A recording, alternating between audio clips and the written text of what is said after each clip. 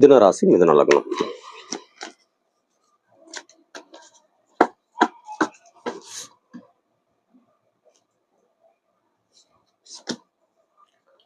மிதுன ராசி, மிதுன லக்னத்திற்கு ஒரு நல்ல கார்டு தான் வந்திருக்கு. வீரனின் வால் கார்டு. ஸோ அப்போ என்ன இருக்கும் அப்படின்னு பார்த்தீங்கன்னா, அவங்களுக்கு வந்து ஒரு எதிரிகளால் ஆபத்து அல்லது ஆயுதங்களால் சில பயம், எதிரி வடிவத்தில் உங்களை ஆபத்து பின்தொடர்ந்துட்டு இருக்கு அப்படிங்கிறத ஒரு காட்டுது.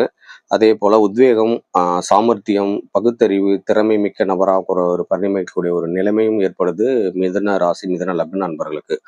அதே போல் நல்ல எண்ணம் இருக்கிறவங்க வந்து ஒரு ஆணவ பெண்ணோ அவங்களுக்கு உதவிக்கிட்டே இருக்காங்க. அதனால் அவங்களுக்கு கொஞ்சம் ஹெல்ப்ஃபுல்லாக இருங்க, நன்றியோடு இருங்க.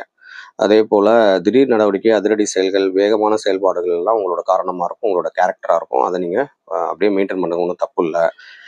மத்தி வயதை தாண்டுறவங்களுக்கு நல்ல யோகமான ஒரு மாதமாக தான் இந்த மாதம் இருக்கும். ஆரம்ப வயதில் இருக்கக்கூடியவங்க கொஞ்சம் சுமாரான விஷயங்கள் தான் வரும். அரசியல்வாதிகள், பகுத்தறிவாளர்கள், ஆராய்ச்சியாளர்கள், விளையாட்டு வீரர்கள் இவங்களுக்கெல்லாம் இது நல்ல பாசிட்டிவான ஒரு காலகட்டம். கோபக்காரர்களாக இருக்கீங்க, அதனால முன்னோக்கு சிந்தனை எதையும் எதிர்த்து போராடி தான் ஜெயிக்க வேண்டிய ஒரு சூழ்நிலையும் இருக்குது.